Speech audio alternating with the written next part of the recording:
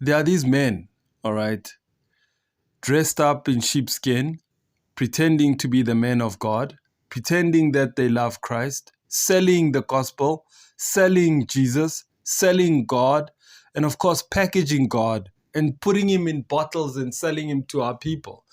We've seen a growth of these prophets coming from other African countries, coming into South Africa. And this country has opened doors for all sorts of fake prophets coming to tell us all sorts of mystery and lies and deceit and just like bullshit, man. So there's another particular prophet, you've heard about him, Bushiri. Anyway, he's no longer here, but you know the story, so I'm not going to go back to him. But the one that actually spiked my thinking around the issue study prophet was this. This guy here was appointed by the president, Mnang. Well, I think South Africa is a movie. So Sunday, EFF, EFF Cape Town, keep trying, guys. Keep working. You guys have got this shit. I'm sure Ramaphosa. The EFF people, they can't take defeat. They want to shut down a country. Some of us want to. Comrades, this is the most successful shutdown ever. Good to see you, Ambassador. Undercover reporters posing as Chinese criminals meet one of Zimbabwe's most senior diplomats. An ambassador at large, I'm ambassador to 85 countries, but on the special envoy, I'm a representative of the president. That means I can sign contracts, I can sign treaties with government without the president getting involved. Woman with a trip nif. Hubert Angel is also an evangelical preacher Fire the Holy Ghost! who says he has the gift of prophecy.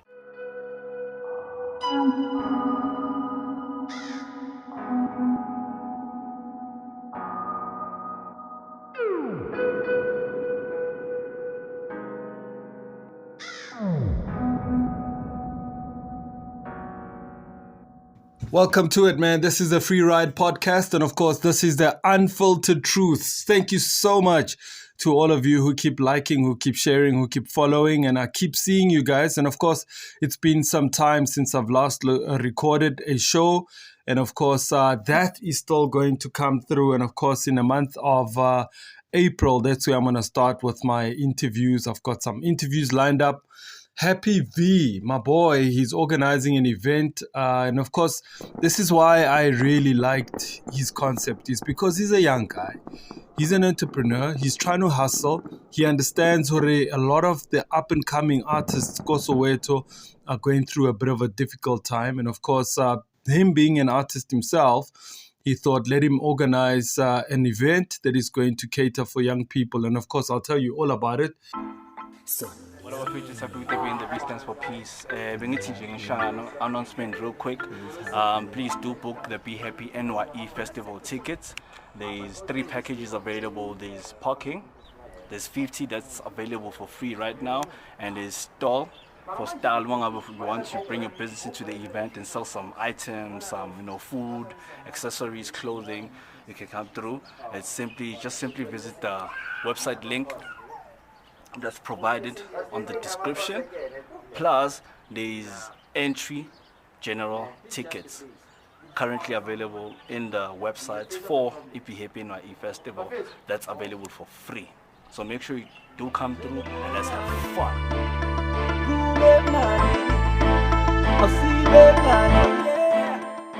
Okay, ngiyasambi kodwa sihamba nabangani bami. Yeah. So I'm going to be chatting to the boys in the next month or so. In the month of April, I'll be interviewing them, talking about what this event has to bring. And of course, so many of you guys have also shown an interest in coming through to the show. There's some things I've been cooking in the pipeline. So as soon as I've got them sorted out, I'll be doing my regular interviews on the Free Ride, getting all sorts of you guys from all different walks of life to come on and talk about your story, your journey. And of course, just to share your experiences with us on the Free Ride Podcast. So that's going to happen. For now, I'm doing the Unfiltered Truths. I'm talking about politics. I'm talking about current affairs matters. And of course, in the last couple of weeks, I've been glued to my screens, glued to the news, trying to see and understand what's going on. Firstly, The ANC marched on a Friday before the EFF's big march. And of course, that was a surprise march by the ANC, but it happened anyway, around the issues of, to complain about the issues of service delivery and all the mess that's happening in Tshwane municipality. And of course, so much has been happening in Tshwane, but Tshwane is not my focus today.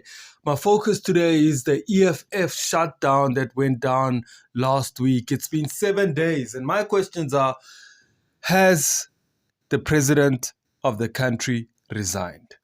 Has he resigned? No, he hasn't. Has load shedding stopped? Has it? Well, actually, last night, which was a Sunday, we had no load shedding. But today we've got load shedding twice, this morning and later on in the evening. So anyway, has things improved since the EFF marched or protested? All right. So what we're going to do right now, firstly, we're going to look at what Julius Malema has to say about the march. We're going to look at what analysts have to say. And of course, I'm going to look at supporters of the EFF, those who used this opportunity for a national shutdown. What did they get up to? There's a particular white guy I want to show you. Actually, there are two white guys I want to show you. One of them used the time. Was it fruitful? But we'll see. Okay. But he'll tell us what he got up to during that day of the march or what he was going to do. I'm also going to look at what analysts have to say. And of course, on that day in Tlantalax, a day before, he was toy soldier going around Soweto with his guns, with his army gear. And of course, you know, showing off his guns. Okay, maybe it didn't go to that extent. But also credit to Tlantalax for stepping up. For stepping up. Listen, not many of us can do what that nigga's doing. He's a brave-ass moneyed nigga. So he can do what he can do. And of course, we appreciate the little that he's doing. But of course, some of you guys see him as a bit of a toy soldier, a bit of a fool, because he told us and he tweeted around about 4 o'clock in the morning on the day of the protest or the shutdown that his house had been bombed and that his whole family had been killed. And of course, I even got worried, man. I got so worried. I tweeted it, I posted it, only to wait for the story to unfold. There was no way I was going to go to his house to go and check out, all right? So I waited for the media to do that. And of course, the media went to his house to go check out. Habafita, jiggy jiggy, ha, but wait, what's going on? Anyway, I'll show you the videos on all of this. Let's take a break. Let's take a listen to what Julius Malema and the analysts and the supporters of the EFF and Tlantalax had to say. So let's check out all things 20th of March, shutdown, national shutdown. What went down? Let's go. Boom. Siyawuthanda EFF udafele uzasiphuze udawa kusasa sidawa phela sini utrwani izinja abantu banyama siyawuthanda EFF freedom fighters asinandaba basitshwala mase siphuze kusasa asina choice phela tshwala siyawuthanda iholiday phela kusasa yabonga Malema wenza iholiday idawa hle Esikotseni ngiyakuthanda malume utrwani izinja madoda.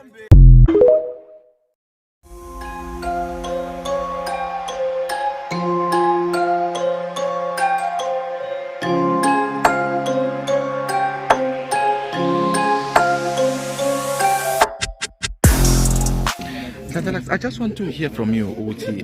When did you learn about this, and how's your family doing, and what do you think might have been the reason that your house was The reason is simple. Let's start with the reason. The reason is EFF people. The EFF people, they can't take defeat. They want to shut down a country. Some of us want to defend our country. We defend our communities. We beat them on the streets the whole night because our team is in collaboration with all law enforcement, so they don't stand a chance. So we managed to clean the streets the whole night. Literally, I was posting every hour. I was informing the world every hour. So they knew that when it comes to Soweto, they're not winning. So at about a few minutes past 4 a.m., I received calls from the entire neighborhood saying that, listen, there's massive bombs and gunshots going off. and we think it's at your house. And then in the same breath, I receive calls from people in my house and saying, listen, we don't know what to do because there's a bomb that hit the roof and there's a second explosion now in the yard. So they thought the one that's outside was actually in the yard. You look at all my neighbors' windows, they're all shattered. So you can just imagine that the quality or the quality of bomb. EFF Cape Town, keep trying, guys. Keep working. You guys have got this shit. I'm sure Ramaphosa's terrified. If I say VBS right there, I think they will move me, even though I'm made out of rubber. Can't throw a tire at a tire. Can you ask Julius to nationalize Louis Vuitton, please? Louis Vuitton for everyone. Hey, how do you get the police to come immediately? You want to know? You don't phone and say you're being burgled. Tell them the EFF is having a protest. You guys will be there immediately. You can't arrest puppets. How do I know that? No one in the ANC's ever gone to jail. What is the difference between the ANC and the EFF, do you think? No difference. The EFF shut the country down once a year. The ANC shut us down twice a day. It's called load shedding.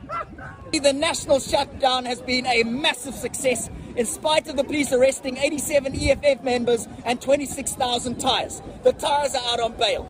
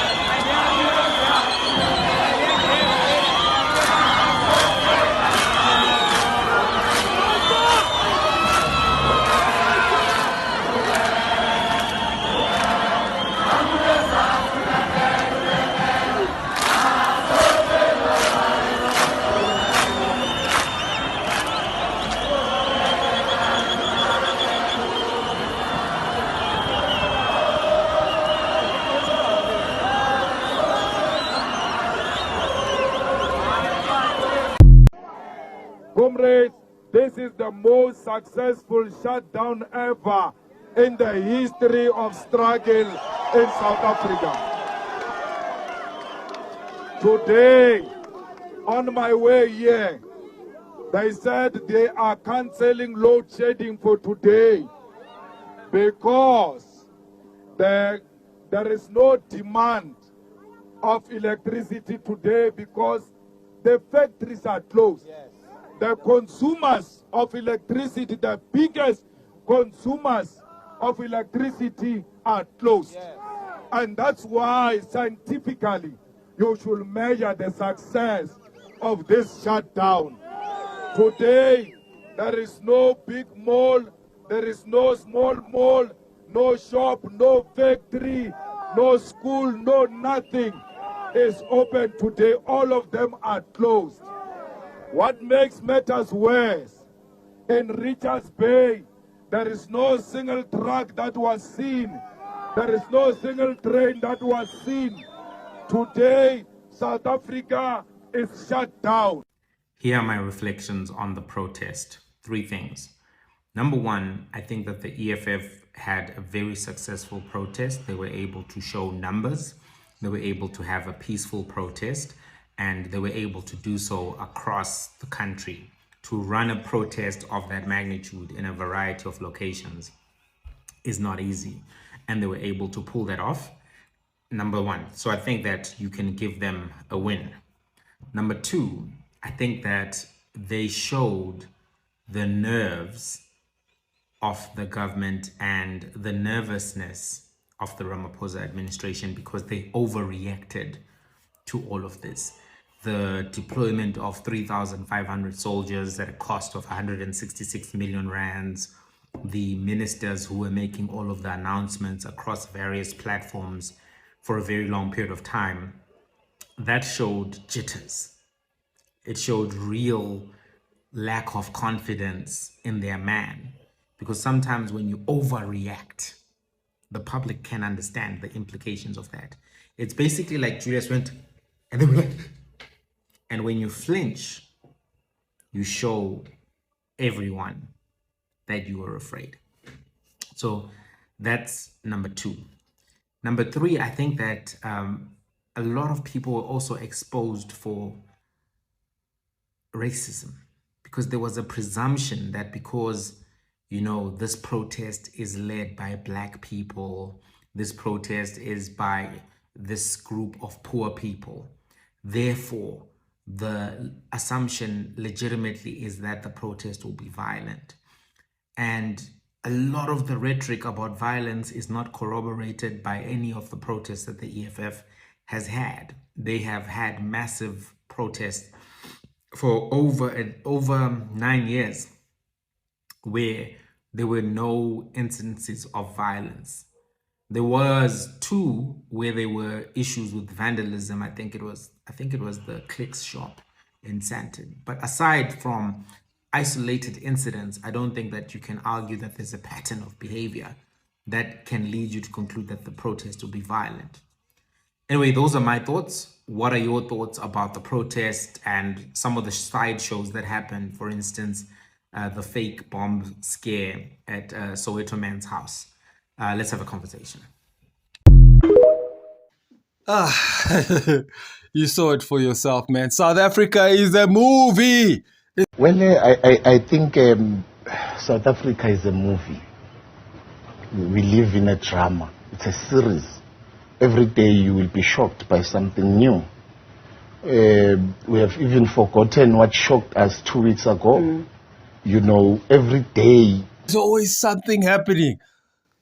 Oh my God. I don't know what the hell is going to happen this week, but it's just been suspense after suspense, comedy after comedy, horror after horror, shock after shock. This is the country we're living in, man. South Africa, kibuvicho. All right. So anyway, here's another issue that I wanted to have a look at, right? So there are these men, all right, dressed up in sheepskin, pretending to be the men of God, pretending that they love Christ, selling the gospel, selling Jesus, selling God, and of course packaging God and putting him in bottles and selling him to our people. We've seen a growth of these prophets coming from other African countries coming into South Africa. And this country has opened doors for all sorts of fake prophets coming to tell us all sorts of mystery and lies and deceit and just like bullshit, man. So there's another particular prophet, you've heard about him, Bushiri. Anyway, he's no longer here, but you know the story, so I'm not going to go back to him. But the one that actually spiked my thinking around the issue study prophet was this. This guy here was appointed by the president, Mnangagwa, the Zimbabwean president, as his ambassador to promote Zimbabwe. Kante, the guy is a gold mafia who's running a scheme. And this prophet, this motherfucker, who is a prophet who should be able to see things before they happen and so on, this guy did not see this happening. He did not see that the Chinese that were coming to see him, they were not real Chinese. Okay, maybe they are real Chinese, but they're not real thieves or thugs or that they were actually undercover journalists. He didn't see that. But he's able to point out at a lady who's sitting somewhere to say, Wena, you have some evil spirit, go Wena. Come over here. I want to remove that evil spirit. I'm going to make you walk. Wena. These prophets, man. Oh my goodness. Anyway, let's take a look at the story. What's happening in Zimbabwe, man. It's crazy. Let's do that. Boom. A senior diplomat from Zimbabwe has agreed to launder more than $1 billion in cash in what he believed to be a meeting with Chinese gangsters. Al Jazeera's investigative unit has found the diplomat was videotaped making the offer in a meeting with undercover reporters as part of an investigation by Al Jazeera into networks in Africa that use gold to launder vast sums of money. Hubert Angel is a British Zimbabwean businessman and the presidential envoy. He claims to have made it to the Africa Forbes rich list in 2013. His net worth is around $60 million, and he calls himself the prophet of success. Alexander James has this exclusive report. Good to see you, Ambassador. Undercover reporters posing as Chinese criminals meet one of Zimbabwe's most senior diplomats. Ambassador at large, I'm ambassador to 85 countries, but on the special envoy, I'm a representative of the president. That means I can sign contracts, I can sign treaties with government without the president getting involved. Woman with a trip nef. Hubert Angel is also an evangelical preacher Fire the Holy Ghost. who says he has the gift of prophecy with powers to heal the sick. It takes the power of God, but it takes somebody to believe for something to happen like this. Angel was personally appointed by President Emerson Mnangagwa to bring investment into Zimbabwe. The local currency has no international value. The country's biggest earner of US dollars is gold. You want a gold? Gold, we can do it right now. We can make the call right now, and it's done with the president of Miners Association right this minute. The president of Zimbabwe's Miners Federation is Henrietta Rushweya. They want to invest in gold and buy gold and maybe send a private jet, picks up gold every week. Oh, perfect. No, that's okay. Let's do it, bro. $5 million can be cleaned every week. We get gold worth $5 million every week. We take it out, bring another $5 million. The ambassador is not bothered that the cash is being laundered. It's money that cannot be declared in the country of origin. We've already discussed it. That we don't want to talk about. He explains a plan to smuggle the dirty cash into Zimbabwe using his diplomatic status. Right now, I can put a bag like this with 1.2 billion and put a red tape written diplomat. That's it. Under the Vienna Convention, states agree to exempt diplomatic luggage from airport searches. It's a very, very easy thing. It will land in Zimbabwe. Zimbabwe can't touch it too. Until I get to my house. Yeah, you can understand. Okay. So they can be a diplomatic plane. Ambassador Angel, Henrietta Rushweya and President Mnangagwa did not respond to our... All right, so you saw it for yourself, and of course, the kind of mess we are in, man. People, men in particular, pretending to be men of God, men of the cloth, and of course, these are lions in sheepskin. It's been shown to us with now this guy, but also others that have just been lying to us and selling us this fakeness or this fake God or look, I'm not a believer in those guys. I don't follow their ministries. I don't follow what their teachings are. I get clips and I see now and again in when I watch TV just to take a look and see what these pastors are telling people in church. And of course, it makes sense that a lot of our people are spiritual and a lot of our people they need something. Re rata go rapela, re batho ba go ya ko dingakeng. We believe in ancestors. We believe in spiritualism. So, because sometimes you feel like your spirit is empty or you fall for whoever Johnny comes to you. And if they have a compelling story and you feel like you believe them and you end up following them. So this is what's happening in these churches because people are empty. People just need something. All right. So anyway, that's the story. I'm going to let that one go. And of course, we'll see how the story develops in the next couple of weeks. All right. So another issue that I wanted to look at, of course, this is about one of my favorite apps. Okay. This is TikTok. Now, I have joined TikTok last year sometime, probably about September. And I joined TikTok with this podcast and around about September. And I fell in love with this TikTok, right? I fell in love with this app, just like I did with Facebook. Not so much Instagram, but yeah, I built Instagram, I built Twitter, but I didn't necessarily fall in love with those ones. Simply because of how, not just the algorithms, but how people are on those apps, on those platforms.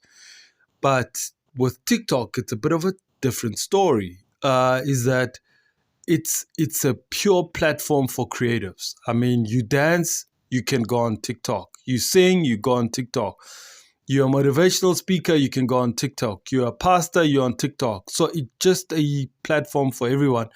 It doesn't have the negative cloud that Twitter has, right?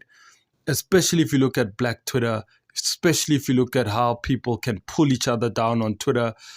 Okay, to some extent Facebook, but TikTok has been a new guy, a new boy on the block, a new fuckboy on the block that is just driving Facebook mad, Twitter mad, Instagram mad, and the whole Silicon Valley cannot seem to understand how TikTok has just come and blew them out of the water. So in the last couple of weeks, in fact, last week, we saw the CEO of TikTok. His name is, what's his name? Oh yeah, Shao Chu. Big up Shao Chu. My man. All right, so he went to Congress to explain how TikTok actually operates and listen to what their concerns are. And of course, in the end, he actually takes their concerns into consideration, understanding that the Americans are, I'm not going to say they are scared, but they are paranoid, maybe paranoid. All right. So look, there's a lot about the Americans that's a bit crazy. They are a crazy country. And of course, we'll listen to one of the big TikTokers who tells us exactly how messed up the US is and how crazy the US has been. And of course, some of these things is things we've known and things that we have seen. How the US has been bombing everybody, invading countries, taking resources from all these countries, including us, of course, using multinational companies, including giving us fake chicken, fake food, geo foods, genetically modified foods, the maize, I can go to town about this. But anyway, I'm going to let you listen to what the people have to say. There was some serious concerns. So this TikToker breaks it down quite nicely. I want you to take a look at it. When we come back, we'll also take a listen to the CEO of TikTok and what are the steps he's considering to take in making sure that they listen to lawmakers in the US and they follow as per the protocol. Now, I don't know if other social media platforms have been, I know Mark Zuckerberg went to explain himself to the Congress, but I don't know if it was as extensive as what TikTok has gone through. And perhaps maybe Mark Zuckerberg was like, look, I've gone to testify and I was grilled and now you guys are a new kid on the block. You are a Chinese app. Meanwhile, you'll see this CEO explains where he's from and how TikTok is based. And yeah, man, take a listen to this. Actually, watch this. Boom.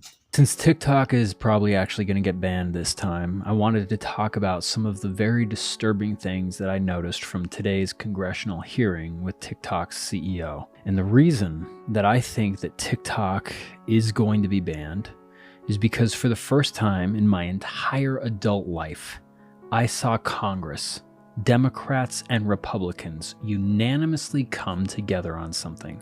I've never seen that before. Both Democrats and Republicans in Congress just went to war with TikTok this morning. And ironically, it's the app that 150 million of us have come together on to share ideas, make each other laugh, and I don't know about you, but I, for one, have had many of my long-held political ideas and beliefs be swayed by creators just like you who presented an idea from a different point of view than I'd ever considered it. It's made me a more open person, and that's what's made this app so special. And somehow, our so-called representatives couldn't be in a bigger hurry to take that away from us. Our own elected officials today signaled something to all Americans, and it came through loud and clear. Even though we elected them, they don't represent any of us. They have used us to gain power, and now they want more of it. Because if the bill to ban TikTok passes, it's more than just TikTok that we are going to be losing. We'll lose virtually all freedom of speech, expression, and communication online as the government decides what is and isn't safe and appropriate to say on the web. And I never thought I would live to see the day that the American government begs the Chinese to censor Americans. That's a direct quote from somebody that commented on my live today while I was covering these hearings. And they say that it's a national security threat, that China is collecting the data of Americans. But I seem to remember someone else who's already doing that. The NSA, the CIA, and the FBI, and they're using that data to radicalize US citizens and incite violence right here on US soil. Our government is doing that already. I heard our government representatives today talking about the Chinese as if they're some big bad wolf that should be feared. But what have the Chinese done to American citizens to actually make us afraid of them? Have they killed tens of thousands of innocent civilians via drone strike over the last 20 years? Have they removed foreign dictators from power, plunging entire regions of the world into war? Or how about this? Have they built a military with the sole purpose of backing a fiat currency that has nothing backing it besides the power of the military that enforces it globally? Have the Chinese allowed food manufacturers to fill our food with poisonous chemicals and preservatives that are known to cause cancer? No, I'm pretty sure that it's the American government that has done and allowed all of those things that I just mentioned. The Chinese have and continue to do some shady shit, but nobody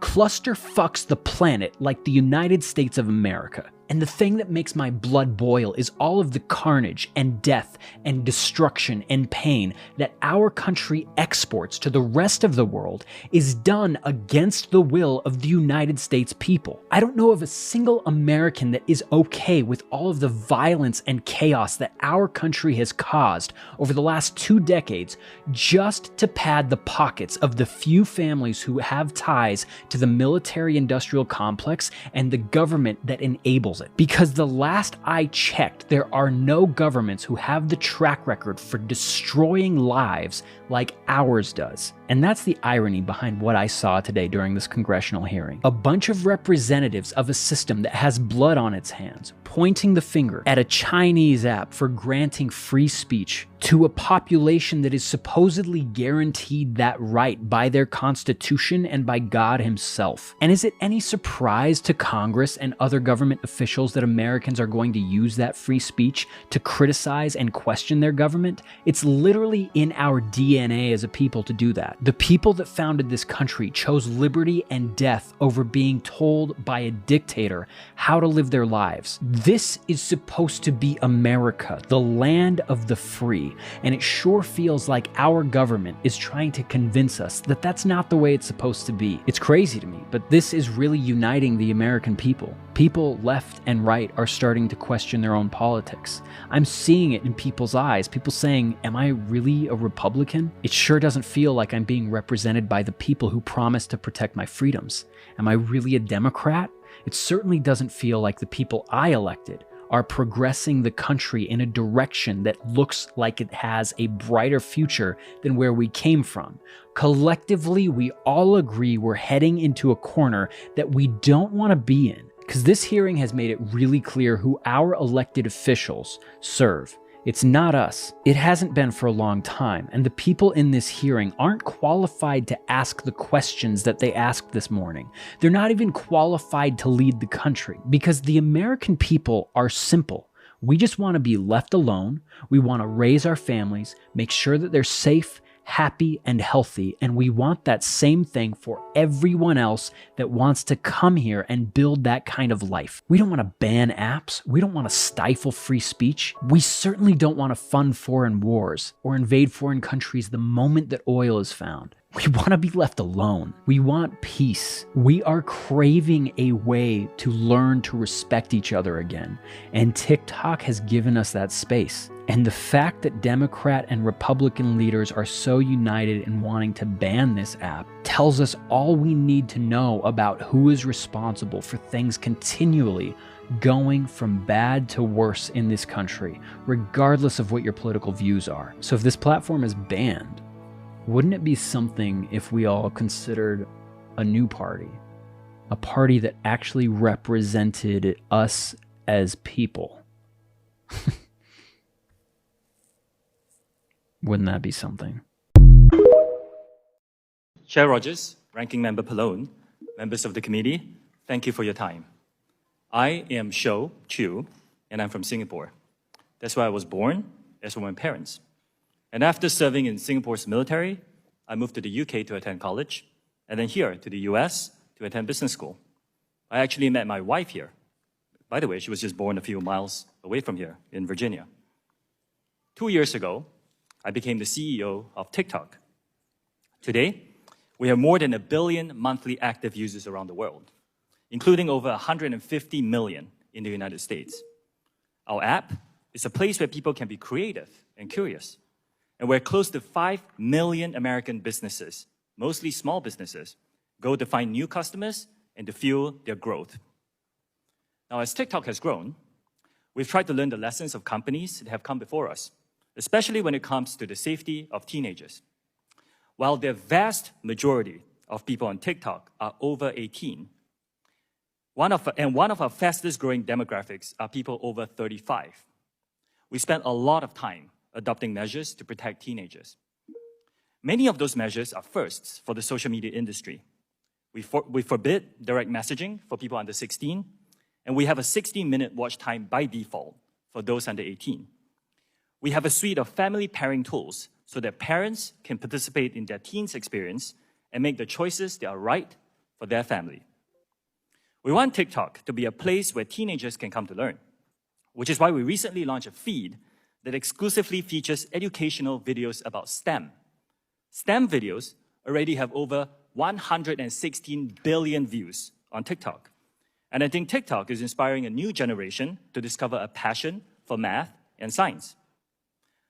Now, I would also like to talk about national security concerns that you have raised, that we take very, very seriously. Let me start by addressing a few misconceptions about ByteDance, of which we are a subsidiary. ByteDance is not owned or controlled by the Chinese government. It's a private company. 60% of the company is owned by global institutional investors. 20% is owned by the founder, and 20% owned by employees around the world. ByteDance has 5 board members. 3 of them are American. Now, TikTok itself is not available in mainland China.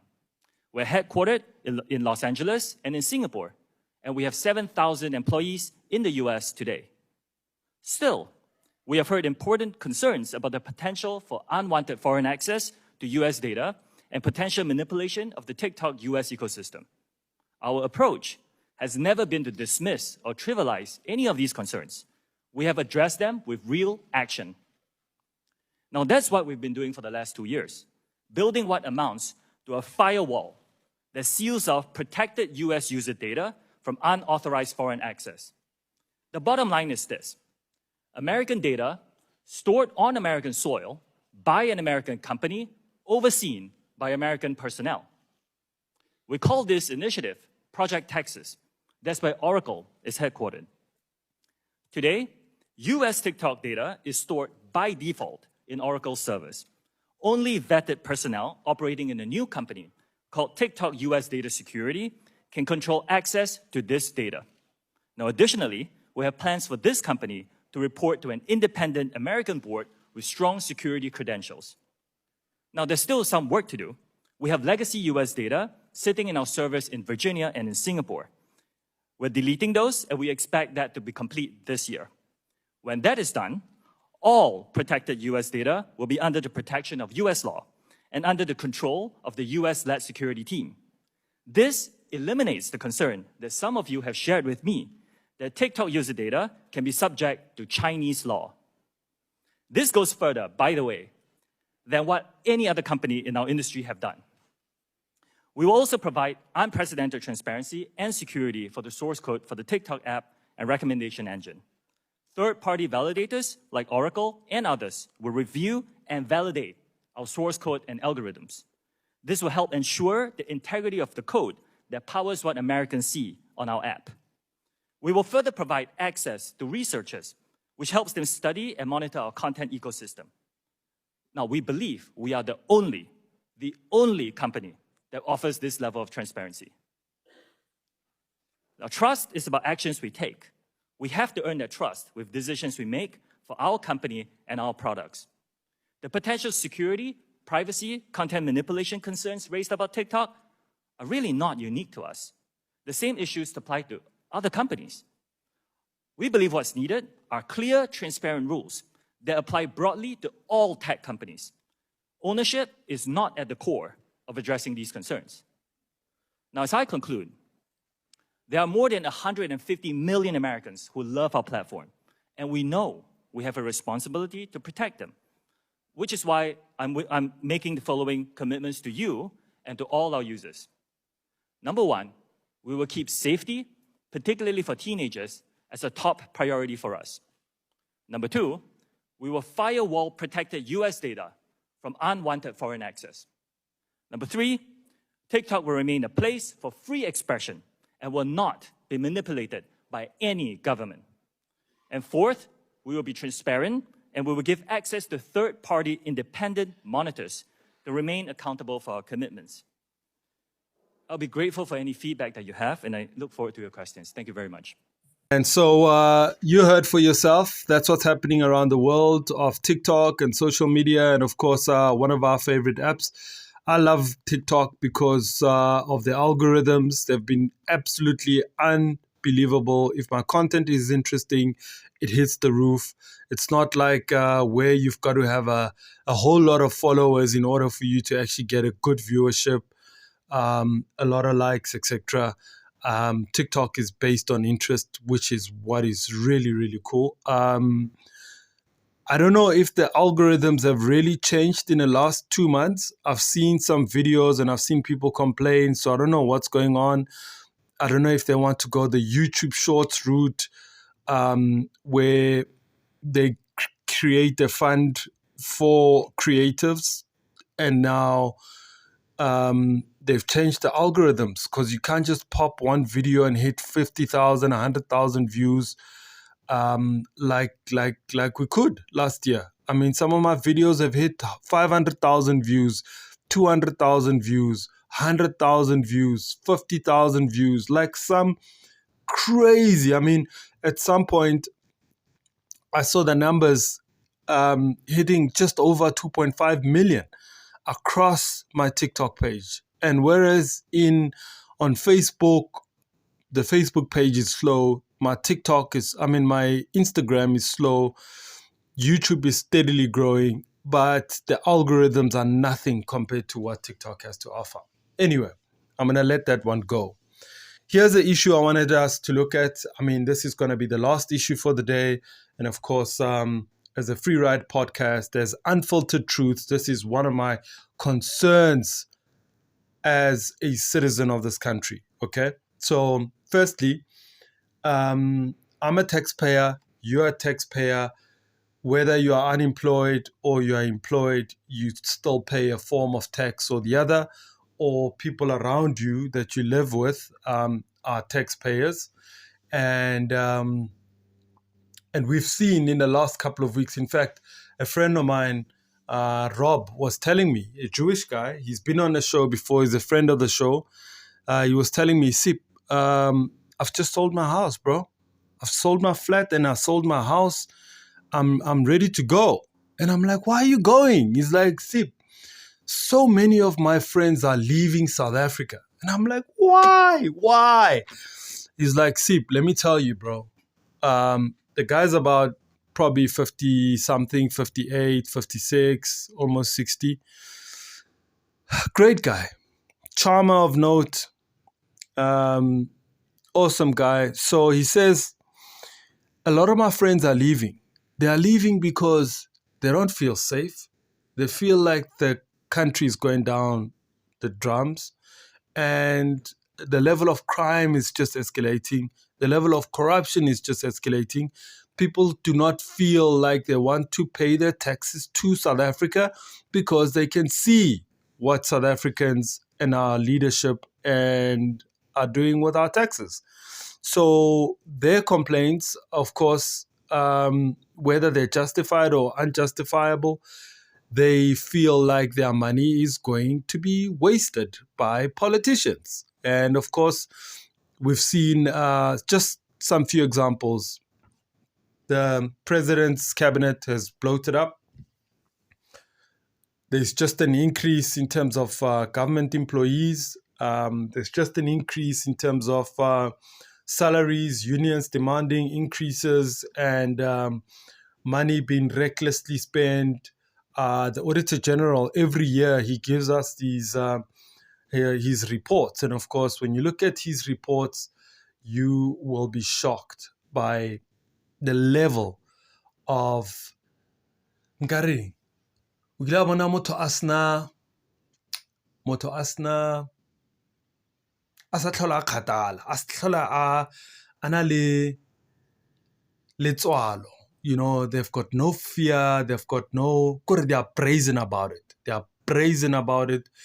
They will take steal, they'll rob, they will even create gangs, even create mafias just in a municipality, in a state. We've seen and heard about how Eskom has been going through this coal issue and all these mafias that are running the scheme of giving us bad coal at an expensive rate, or people selling us diesel at an expensive price, or people just inflating. People who do government business or who do business with government, they are robbing the state bluntly, and people who work in the states are in cahoots with some of them. So we've seen how so many municipalities are in the red. They can barely keep their lights on. So the next video I want you to have a look at, my boy Mustafa has put it together. Very interestingly, he breaks down what happens with nearly 40,000 people leaving South Africa. So it's a concern. It's a concern, a deep one. Our tax base is shrinking. But let me stop right here. Let him tell you all about it. Check it out right here. Boom. So here's something interesting. Since 2017, 40,000 plus South African taxpayers have left the country for a better quality of life and higher earning potential. It's official. We are now well and truly in a tax-based drain. Thousands of South Africans have ended their tax residency and the government is bleeding billions. National Treasury's 2022 data shows that 2.5 million South Africans cover 84% of all personal income tax collected in the country. This is from a registered personal income tax base of 6.5 million people. As recently as February 2023, SARS Commissioner Edward Kieswetter admitted that 6,000 taxpayers had immigrated in 2022. But interestingly enough, the law allows for those same people to still be South African citizens but be tax residents elsewhere. Also, South Africans who immigrate but leave assets behind are still liable for tax on those. With over 40,000 taxpayers already having left in the last 5 years, it's not about people leaving, it's about who is leaving. SARS data shows that the largest number of people changing their tax residency in 2021 were people between the ages of 25 and 34. This is a worrying trend. Look, it's clear that SARS is losing billions from all these people changing their tax residency. But what I want to debate is for how long can the middle class and upper classes keep carrying the nation without any relief in sight? Something's gotta give. All right, man. Welcome back to it. This is the Free Ride podcast. And of course, thank you very much for all of you who like and share my content. I really appreciate it. Listen, I apologize that I have not been consistent enough in doing the Free Ride podcast. And of course, there has been a couple of guys, like I said, who want to come onto the show. And I personally, I've just gone through a little bit of a difficult time. I also had a problem with the car, so I could not drive it around. And but as soon as I sorted it out, by the month of April, I'll be back on and I'll be doing a few interviews here and there. And of course, there's another surprise that I've been working on, but it's taking a little bit longer than I thought. And I don't want to announce it like I've announced it previously, taking this show onto a TV channel. There's just more admin than I actually imagined. So, and I don't want to exhaust a lot of my upcoming guests before I tie up all the loose ends. But yeah, we'll see how it goes. There's just so much pressure from these young artists who want to be on the show, man. So I apologize to you. I apologize to you and I apologize to them. And but here's the unfiltered truth in case you don't like to watch formal TV news channel. So you want to hear it from a guy like me. Maybe you want to hear it from a dude like me. Maybe what we kutlala ko autinya go tshwana le wena e ipuelang hela. So ne kere ke go laele ke go bolelle gore go etsagalang in our country and around the world. So those are the stories I'm sticking to. This has been the Free Ride podcast. We'll check out what this week brings for us. And of course, I'll talk about it when we come back. All right, man. It's been awesome. Thank you very much. Thanks for watching. Thanks for listening. Listen and subscribe, share, post, all of that. Thank you very much. Boom.